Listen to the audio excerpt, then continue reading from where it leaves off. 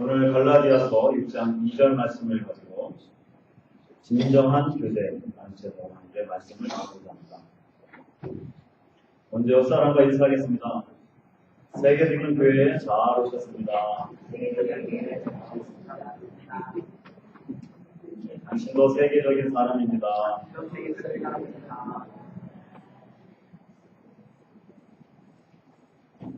왜 오키나와 교회가 세계적인 교회인가? 지금껏 많은 이유들을 우리가 나누었지만 오키나와 교회는 이 지구상에 딱 하나밖에 없어요. 두 개 있습니까? 딱 하나밖에 없습니다. 왜 우리가 세계적인 사람입니까? 매스컴에 나와야 세계적인 사람이 되는 게 아닙니다. 노벨 문학상을 받아야 세계적인 사람이 되는 것이 아니라 우리의 존재 자체가 이 지구상에 딱 한 사람밖에 없기 때문에 우리가 세계적인 사람입니다. 그런데 그 사실을 여러분들 믿으면서 사셨습니까? 그건 그거고 아닙니다. 여러분들은 이 지구상에 65억이나 되는 인구 가운데서 여러분들은 딱 유일하게 한 사람 있는 존재입니다. 얼마나 귀합니까?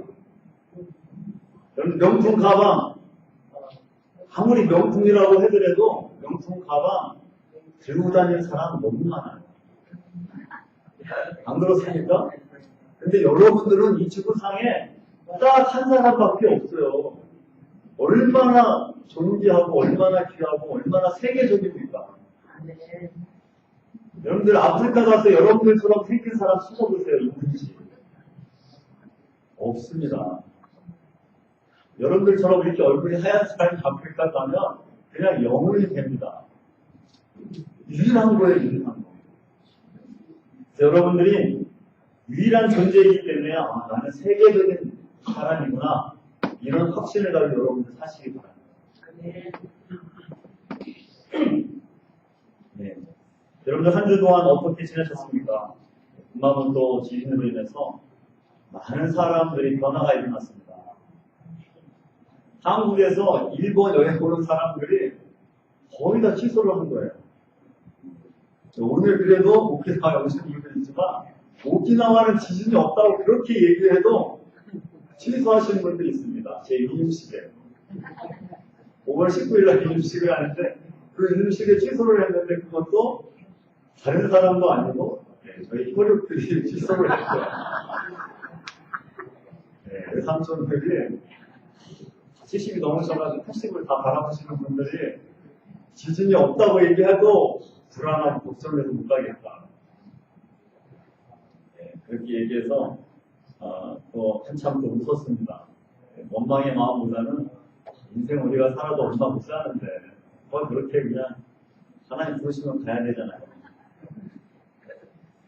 그래서 이번에 구마모토 지진이 계속 여진들이 일어나서 우리 제일장기도교회의 총반사님이신 우리 김병호 목사님, 그리고 사회부장, 관계된 목사님들이 구마모토라든지 후쿠오카 지역을 이제 방문하셔서 상황들을 보시고 우리가 좀 모금을 해서 좀 도와줘야 되겠다.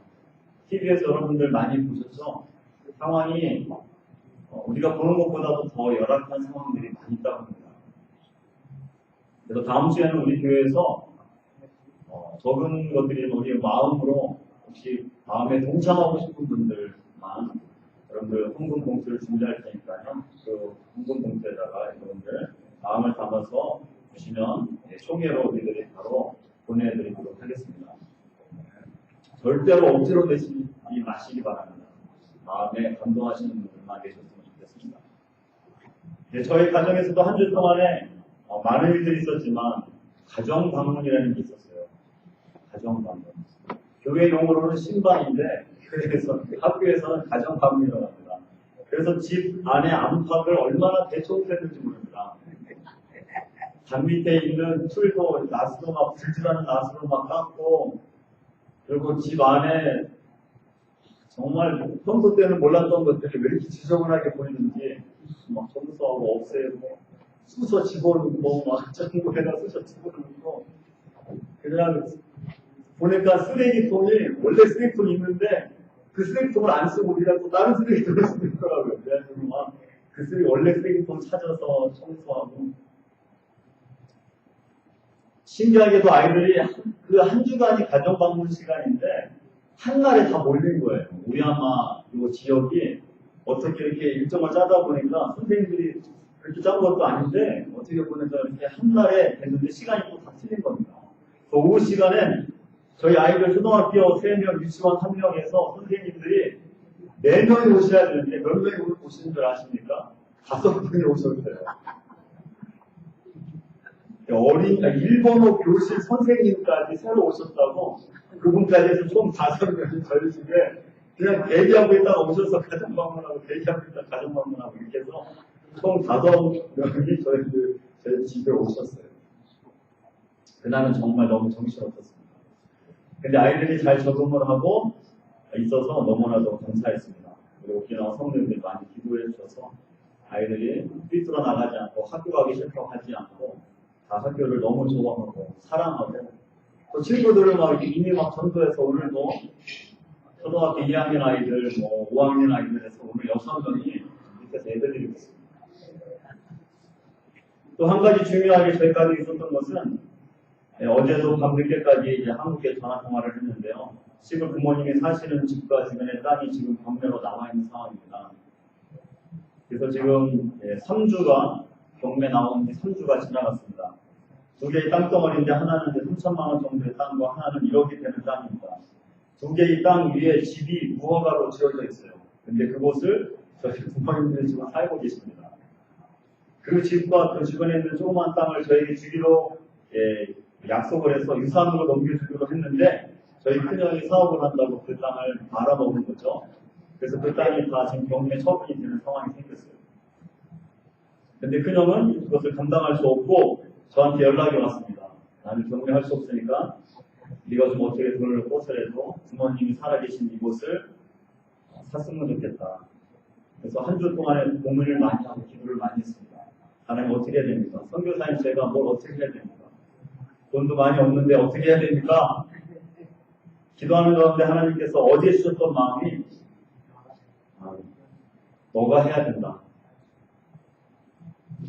그래서 그렇게 이제 큰형한테 얘기를 했고 부모님한테 얘기를 했습니다.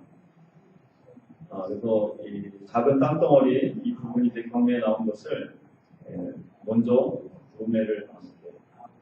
경매에 입찰을 해서 구입을 해야 되겠다. 두 번째 큰 땅덩어리는 하나님께 기도하자.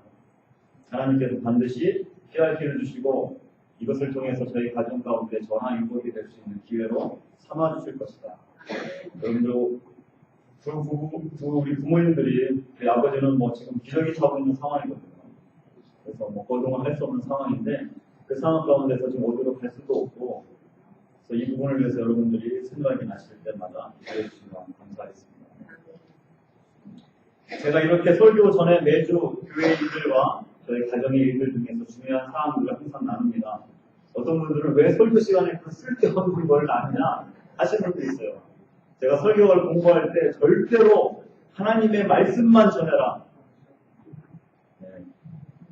근데 제가 신앙생활 해보고 목회를 해보면서 목사와 성도 간의 그 교제가 너무 메말라 있다. 우리가 한 가족으로 하나님께서 부르셨는데 목사는 설교만 하고 삶이 드러나지 않는 신비적인 존재? 하나님이 기뻐하지 않는 거라고 저는 생각합니다. 목사도 사람이고 목사도 기도가 필요하고 목사도 긍휼이 필요합니다. 그것을 성도들에게 보이지 않기 위해서 숨기고 감추고 할 필요가 없다는 생각을 제가 신앙생활을 너무나도 알게 됐어요. 우리는 그리스도 예수 안에서 한 가족으로 하나님 부르셨습니다. 그래서 우리의 삶은 공유돼야 됩니다. 공유. 하나님도 우리가 서로의 삶을 공유하면서 살기를 원하십니다.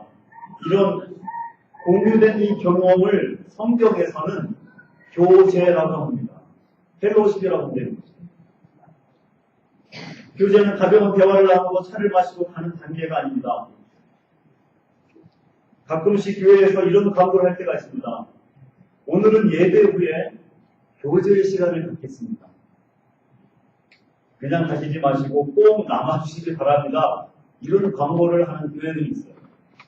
그러니까 평소에 교제를 잘 안 하니까 교제 시간을 마련해서 오늘은 교제를 할 테니까 그냥 가지 마시고 꼭 남으셔서 뭘 하라는 겁니까? 다과가 준비되어 있으니까 다과를 먹고 가라는 거죠. 남아있으면 자기소개도 하고 또 사람들 모르는 사람과 대화해야 되니까 좀 대면하기 힘들어서 그냥 가시는 분들이 있어요. 그러니까 먹을 것을 준비해서 다과가 준비되어 있으니까 먹을 거 먹고 가라고 하면서 교제라고 하는 그런 표현을 씁니다. 근데 진정한 교제는 예배에 참석을 해서 먹는 차원의 이상인 경험인 것입니다. 교제는 함께 삶을 경험하는 것입니다. 신약 성경에서 우리가 지난 시간에 얘기했던 것처럼 서로라고 하는 명령이 포함되어 있는 것, 그게 바로 교제입니다. 지난 시간에도 서로 사랑하는 것이 이 세상에서 가장 중요한 것이라고 이야기했습니다. 그래서 교제는 그 덩치가 크면 클수록 교제의 깊이는 얕아집니다. 교제는 작을수록 좋은 것이죠. 대형교회 가운데서도 교제는 소그룹으로 잘 이루어져야 그 교회는 건강한 교회가 되는 것입니다. 누군가가 이런 말을 했습니다. 교회를 배라고 한다면, 배라고 한다면 소그룹은 배에 붙어있는 구명보트와 같다. 함께 탄 모든 사람과 함께 교제하기는 어렵습니다. 그렇지만 소그룹의 사람들과 풍성한 교제는 우리가 할 수 있다는 거죠. 그 풍성한 교제가 결국에는 나의 구원을 이루어가도록 하는 중요한 역할을 한다는 것입니다. 구명보트가 무엇입니까? 생명을 살려주는 도구입니다. 신앙생활하면서 재미없다. 우리에게는 사랑이 식었어. 그렇게 이야기할 수 있습니다. 그렇지만 속으로는 사랑이 있는 것입니다. 큰 교회가 다 사랑이 있기가 어렵습니다. 그 안에는 속으로는 그 모임 가운데서 정말 서로 마음을 써먹고 이야기해주고 기도해주고 같이 울 수 있는 그런 적은 사람들의 모임들이 있어야 그 안에는 진정한 교제가 있고 그 교회를 즐겁게 기쁨 가운데 다닐 수 있는 것입니다. 마태복음 18장 10절 말씀 보면 두세 사람이 내 이름으로 모인 곳에 나도 그들 중에 있겠다. 두세 사람이 모여서 그들 가운데서 교제하고 기도하고 하는 그 모임 가운데 내가 그것을 기억하고 그들 가운데 내가 함께 하겠다라고 주님이 약속하십니다. 오키나와 교회 교제가 그래도 예전보다 더 많이 좋아졌다고 많은 사람들이 이야기합니다. 그렇지만 하나님께서 이런 모습을 통해서 더욱 조직적이고 체계적이고 그리고 또 어떤 목적을 갖고 우리 오키나와 교회로 아름다운 교제들이 더욱 만들어져야 됩니다. 그렇다면 하나님께서 원하시는 진정한 교제가 과연 무엇일까? 진정한 교제. 진정한 교제는 진실함이 있어야 됩니다. 진실함. 진정한 교제는 사실 그대로 나누어야 한다는 거죠. 자신의 삶에서 일어나고 있는 일들을 진실하게 이야기할 때만이 진정한 교제가 시작됩니다. 일주일 동안 받았던 상처도 나누고 자신의 감정도 나누고 실패를 고백하고 의심도 이야기하고 두려움도 시인하고 약점도 고백할 수 있는 그 장소가 바로 진정한 교제가 일어나는 것입니다. 다른 사람이 나를 어떻게 생각할까? 그리고 이 말을 하면 다른 사람이 나를 병신 취급할지도 몰라 라고 하는 생각을 벗어버리고 그래서 나의 본 모습뿐만 아니라 나의 내면도 드러낼 수 있는 그 교제, 그것이 바로 진정한 교제입니다. 교회 안에서 그런 진정한 교제가 있어야 그곳이 천국이 되는 것입니다. 예배만 드리고 그냥 오늘 예배 잘 들었다 하고 가는 곳이 교회가 아닌 거죠. 우리는 영원한 삶을 함께 살 사람들입니다. 잠시 만나서 더 이상 안 볼 그런 사람들이 안 되는 거죠. 가시적인 모습이나 본래의 모습을 숨기고 자기 방어만을 하는 그런 얕은 대화만 해서는 안 되는 것이 바로 교회라는 거죠. 요한일서 1장 7절과 8절 말씀을 보면 저가 빛 가운데 계신 것 같이 우리도 빛 가운데 행하면 우리가 서로 사귐이 있고 그 아들 예수의 피가 우리를 모든 죄에서 깨끗하게 하실 것이요. 이 세상에서는 친밀한 것은 어두운 곳에서 생겨난다라고 이야기합니다. 그래서 분위기도 조명도 야릿하게 해야 됩니다. 너무 화나면 안 돼요. 그냥 보일까 말까 하는 이런 조명 가운데 있어야 말도 잘 나오고 서로 안에 있는 것을 풀어낼 수 있다라고 이야기합니다.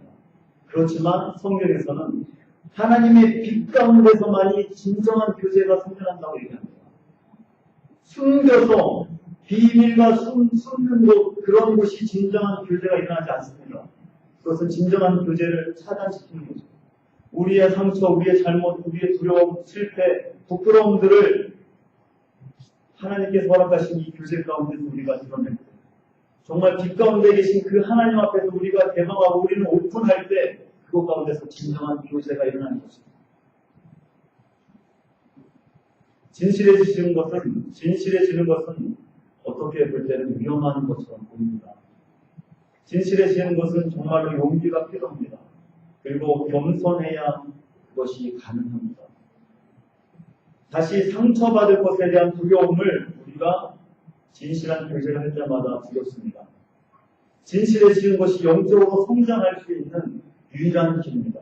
진실할 때에 하나님의 강권적인 그 은혜가 그 진실한 모임 가운데 나타나기 시작합니다. 야고보서 5장 16절 말씀 보면 이렇게 되어 있습니다. 이러므로 너희 죄를 서로 구하여 범사기를 위하여 서로 기도하라. 교회 가족들과 솔직해질 때 여러분들이 기도 제목을 나누고 중보해 주기로 부탁을 할 때 그것 가운데 하나님의 역사하심이 나타나게 됩니다. 내 자신을 숨기고 나를 드러내지 않고 가면을 쓰면서 교회를 다니고 숨길 때만 그 속에 하나님의 역사는 나타날 수 없는 것입니다. 그렇게 진실하게 진정한 교제를 나누시는 믿음의 성도들이 되시기를 주님의 이름으로 축원합니다. 두 번째 진정한 교제는 상호 의존해야 된다는 것입니다. 상호 의존은 주고받는 것을 이야기합니다. 어떤 분들은 자신의 신앙에 허점이 없는 강한 사람으로 보이기 위해서 자신의 약점을 드러내지 않고 다른 사람의 어려움들만 공감해주고 어려운 부분들만 도와주는 분들이 계세요. 그러니까 자신은 꽁꽁 숨기고 정말 다른 사람을 위해서도 헌신적인데 자신을 드러내지 않는 사람이 있습니다. 근데 그것은 상호 의존이라고 할 수 없는 거죠. 자신의 것을 드러내야 됩니다. 상호 의존은 교제의 핵심입니다. 우리는 100% 완벽한 사람이 없습니다. 하나님이 그렇게 우리를 100% 완벽한 사람으로 절대 만들지 않았다는 것입니다. 반드시 서로 도움이 필요하도록 하나님께서 만드셨습니다. 서로 의존해야 되는 것이죠. 그리고 서로 협력해야 되는 것입니다.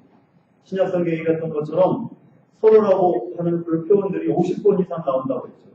로마서 14장 19절 말씀 보면 이러므로 우리가 화평의 일과 서로 덕을 세우는 일을 실수나니라고 얘기합니다. 자신이 하기 힘든 거, 자신이 할 수 없는 거 언제든지 이야기하십시오. 그리고 서로 나누고 서로 도와주십시오. 그것 가운데 진정한 교제가 있습니다. 다른 사람의 해를 끼칠까봐 안 돼! 라고 하는 것이 아니라 자신 연약한 분들을 이야기해 주십시오. 그리고 기도 부탁합니다. 그리고 도와주십시오. 라고 이야기해 주십시오. 오늘 본문 말씀을 다시 한번 읽어보겠습니다. 갈라디아서 6장 2절 말씀입니다. 갈라디아서 6장 2절 말씀을 우리 한 목소리로 같이 읽겠습니다. 시작. 너희가 서로 내 법을 지켜라. 너희가 짐을 서로 지라. 그래야 그리스도의 법을 성취할 수 있다라고 이야기합니다. 서로 같이 지면 모든 것이 힘들지 않게 됩니다. 어제도 토요 기도회 이후에 같이 교회를 청소를 했습니다. 네, 청소기도 돌리기도 하고 여기 교회 의자 공상에서 떨어졌던 하얀 가루들을 이렇게 수건으로 닦기도 했습니다. 네, 저희 교회는 LED로 이렇게 나와 있습니다. LED. 좀 시원하죠. 어제 이제 청소를 하는데 청소기가 이렇게 대용량이니까 큽니다. 저 혼자 하려니까 이게 어려워요. 줄이 이렇게 또 짧고 그래서 한 사람이 이렇게 잡아주고 해야만이 청소할 때 이게 편해지더라고요. 혼자 하면 어렵지만 누군가가 도와줘서 같이 짐을 지니까 일이 쉬워진다는 거죠. 며칠 전에도 가정방문 때문에 저희 집이 난리가 났었는데 그때 창호지가 다 구멍이 뚫린 거예요. 1층에 그 다다미 방에 창호지가 구멍이 뚫려가지고 창호지로 된 문이 4개나 있는데 다 막 구멍이 숭숭 뚫려가지고 완전 귀신 날 것 같은 그 집에 선생님들이 오시는데 이거 어떻게 해야 되냐. 이거 막 갑자기 깜깜해지는 거예요.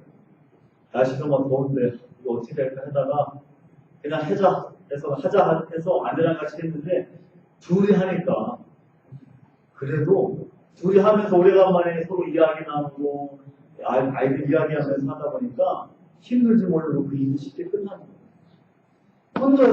혼자 했다고 생각해보세요. 혼자. 그거 옆에 맞춰야 되고 붙여야 되고 하는 게 얼마나 힘듭니까? 근데 두 사람이 딱 해서 같이 딱 하니까 너무나도 편해지는 겁니다. 시골 동네 어른들의 지혜를 우리가 배울 필요가 있습니다. 시골 동네에 보면 정자나무 밑에 자기가 혼자 하기 힘든 거 어떻게 합니까? 소쿠리에다가 딱 담아도 제대로 납니다. 그러면 마늘이건 고추건 뭐 밤이건 갖다 놓으면 사람들이 가다가 이렇게 앉아가지고 서로 이야기하면서 뭐 늦은 얘기 하다가 보면 다 갑니다. 시간 가는 줄 몰라요. 그리고 끝나고 수박 같이 나눠먹고 그건 끝입니다. 그냥 정자나무 밑에 가지고 나오면 그냥 다 해결돼요. 힘들고 어려운 일들을 서로 혼자 지지 말고 가지고 와서 서로 지라는 거죠. 기도하기 힘든 일도 그냥 중보해 주세요. 이런 일들이 저희 집에 있습니다. 그렇게 이야기하면 서로 짐을 지게 되는 것입니다. 그러면 힘들었던 그 짐들도 가벼워지는 것입니다. 백지장도 받들면 낫다고 하는 것처럼 서로 짐을 지라고 말씀하셨습니다. 그게 진정한 교제인 것입니다. 오키나와 성도님들 이렇게 서로 짐을 질 수 있는, 그래서 하나님이 기뻐하시는 그런 진정한 교제의 삶이 되시기를 주님의 이름으로 축원합니다. 셋째는 진정한 교제는 자비가 필요합니다. 자비. 교제는 은혜의 장소입니다. 이곳에서는 우리의 실수가 드러나지 않고 덮어집니다. 교제는 자비가 정의보다 강할 때 생겨납니다. 자비가 정의보다 더 강할 때. 하나님이 우리를 정의의 잣대로만 상대하신다면 우리는 하나님께 나아갈 수 있는 사람이 한 사람도 없을 것입니다. 하나님은 우리에게 늘 자비의 손길을 허락해 주십니다. 그래서 우리가 죄가 있는데도 불구하고, 우리가 깨끗하지 않음에도 불구하고, 우리가 온전치 않음에도 불구하고 우리가 매 주마다 주님 앞에 나아갈 수 있는 것입니다. 조물주인 주님이 피조물인 우리를 상대하실 때 자비를 베풀어 주신다는 거죠.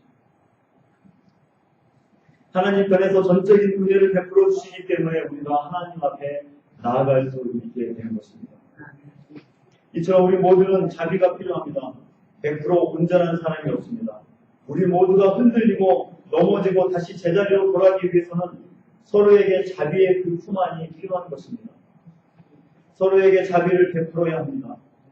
옆 사람과 한번 이야기를 하겠습니다.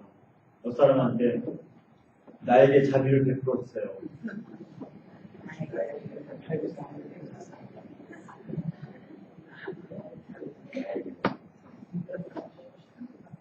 쉽게 말해서 실수하고 죄 지은 사람이 다시 그 자신의 자리로 돌아올 수 있도록 자리를 마련해 주어야 한다는 것입니다. 신앙생활은 돌아올 자리, 그 돌아올 자리를 지켜주는 것입니다. 누군가가 실수하고 누군가가 넘어졌을 때 다시 그 자신의 자리로 돌아올 수 있도록 그 자리를 지켜주는 것. 그것이 바로 자비인 것입니다.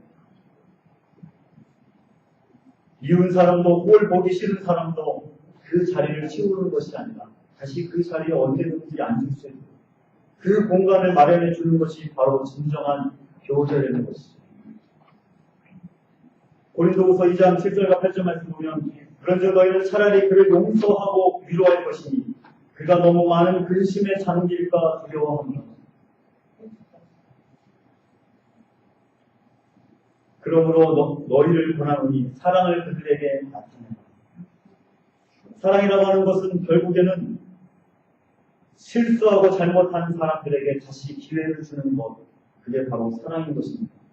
다시 그 자리로 돌아올 수 있도록 자비를 베풀어 주는 것, 그게 바로 사랑이며 그게 바로 진정한 교제인 것입니다. 그렇지 않다면 너무 많은 근심에 사탄이 그 영혼을 미혹해서 넘어지게 할 수 있는 것입니다. 고린도후서 2장 11절 말씀에는 이는 우리로 사탄에게 속지 않게 하려 함이라 우리가 그 계책을 알지 못하는 바가 아니로다라고 이야기하고 있습니다. 사탄은 성도들끼리 사랑의 규제를 하지 않도록 진정한 규제를 하지 않도록 그렇게 많은 미혹으로 우리를 넘어지게 한다는 것입니다. 자비라고 하는 말은 다른 말로 하면 용서라고 하는 단어로 우리가 바꿀 수가 있습니다. 용서 없는 교제는 커피를 안 파는 스타벅스와 같은 것입니다. 골로새서 3장 13절 말씀 보면 누가 누구에게 불만이 있거든 서로 용납하여 피차 용서하되 주께서 너희를 용서하신 것 같이 너희도 그리하고 이 모든 것 위에 사랑을 더하라. 이는 온전하게 내는 행위라. 진정한 교제에는 자비와 용서가 필요한 것입니다. 서로에게 불만이 있는 성도들이 있습니까? 불만을 가지고 있으면 화재의 위험이 있습니다. 조심하십시오. 사실 이때 웃어야 되는데 불만이 있으면 위험합니다. 그러니까 여러분 불만을 버리시고 이제는 서로 용납하기에 힘쓰시기 바랍니다. 우리는 모두 불완전한 사람이기 때문에 함께 오랫동안 시간을 보내면 때로는 의식적으로도 또는 무의식적으로 서로에게 상처를 주게 됩니다. 자신과 맞지 않는 사람들과 관계를 차단하려고 합니다. 누군가가 나를 힘들게 할 때 진정한 규제를 위해서 우리는 선택을 해야 됩니다. 하나님께서 주신 그 힘을 그 사람들과 상처를 주고 복수하는 데 사용해야 할지 아니면 그것을 해결하면서 서로 용서하며 용납하는 데 사용해야 할지를 우리는 선택해야 합니다. 여러분들 이제 어떻게 하시겠습니까? 피오렐로 라바디아라고 하는 이름도 참 어려운데 라바디아라고 하는 사람은 미국 사람입니다. 미국 시민의 사랑을 듬뿍 받았던 사람입니다. 그는 법학을 전공했고 변호사와 국회의원으로 지내다가 1차 세계대전 때 항공조종사로도 활약했던 사람입니다. 뉴욕 시장에 3번이나 당선이 됐었고 4번째 당선이 됐을 때 그는 거절했습니다. 그가 뉴욕시 판사를 할 때에 이런 재판을 한 적이 있습니다. 한 번은 가게에서 빵을 훔친 한 노인이 재판을 받게 됩니다. 그가 이렇게 질문합니다. 왜 가게에서 빵을 훔쳤습니까? 왜 가게에서 나이도 드신 분이 왜 빵을 훔쳤습니까? 그랬을 때 노인이 울먹이면서 이렇게 대답합니다. 죄송합니다. 배가 고플 때 가게 앞을 지나가게 되어 나도 모르게 빵을 집었습니다. 이 노인의 설명을 듣고 바디아라고 하는 이 재판관은 이렇게 판결을 내립니다. 당신의 죄는 $10 벌금형에 처합니다. 그리고 나서 갑자기 라디아가 자신의 지갑에서 $10를 꺼냅니다. 그리고 자신의 모자에 넣으면서 큰 소리로 말합니다. 이토록 배고픈 사람이 뉴욕 거리에서 헤매는 동안 나는 너무나도 좋은 음식을 배불리 먹은 것에 대한 벌금으로 이 $10를 냅니다. 여러분들 중에 나 같은 죄를 지었기에 벌금을 내실 분이 계시다면 이 모자에 넣어주시기 바랍니다. 그리고 그 모자를 그곳에서 돌리게 됩니다. 그때 $47가 모이게 됐고 그 돈을 받은 노인은 눈물을 흘리면서 재판 그 장소를 나가게 됩니다. 이것이 바로 자비인 것입니다. 분명히 법으로는 죄라고 판결을 내려야 되지만 그 가운데 하나님의 사랑으로 다시 기회를 주는 것, 그게 바로 자비인 것입니다. 용서와 자비는 타인의 과거를 잊는 것입니다. 진정한 규제를 위해서는 머리가 좀 나빠져야 됩니다. 기억력이 좀 나빠져야 된다는 거죠. 과거에 다른 사람의 잘못과 실수와 나에게 상처 준 것을 다 기억해내면서 그것을 되짚는 것이 아니라 잊어버리는 것입니다. 너 전에도 그랬는데 또 그러네? 이런 패러다임을 버려야 됩니다. 그전 것도 용서해주지 않는데 또 나한테 이렇게 할 수가 있어? 이런 패러다임을 버리라는 거죠. 쉽게 얘기해서 닭대가리가 되면 좋을 것 같아요. 밖에 아이들이 금방 잊어버리잖아요. 누군가 나에게 상처를 주고 나를 힘들게 했던 것들 다 잊어버리세요. 주님께서 나에게 베풀어주신 그 자비하심을 여러분들 생각하시면서 계속 자비를 베풀어 주시는, 그래서 정말 진정한 교제를 나누시는 저와 여러분들 되시기를 바라겠습니다. 진정한 교제는 진실함에서부터 시작됩니다. 그리고 상호 의존함에서부터 시작됩니다. 그리고 자비와 용서가 필요하다는 것을 기억하시면서 오키나와 성도님들은 서로 향해서 정말 진실하고 하나님께서 기뻐하시는 아름다운 교제를 하십니다. 그래서 이 땅뿐만 아니라 영원한 하나님의 나라까지 바라보시면서 사시는 저와 여러분들이 되시기를 주님의 이름으로 축원합니다. 기도하시겠습니다. 하나님 감사합니다. 오늘 우리들을 오키나와 교회의 한 지체로, 한 공동체로 불러주심을 감사합니다. 많은 어려움들이 있었고 많은 상처와 많은 실족함도 있었지만 하나님 우리 교회의 공동체 가운데서 정말 하나님께서 기뻐하시는 진정한 교제가 차고 넘치도록 도와주시옵소서. 서로에게 솔직하게 하여 주시고 진실하게 하여 주시고 서로 향해서 서로 의존하며 서로 짐을 질 수 있는 그런 성도들이 되게 하여 주시고 하나님 서로 향해서 자비를 베풀며 나에게 상처 주고 나에게 힘들게 했던 모든 것들을 정말 잊어버릴 수 있는 자들이 되도록 도와주시옵소서.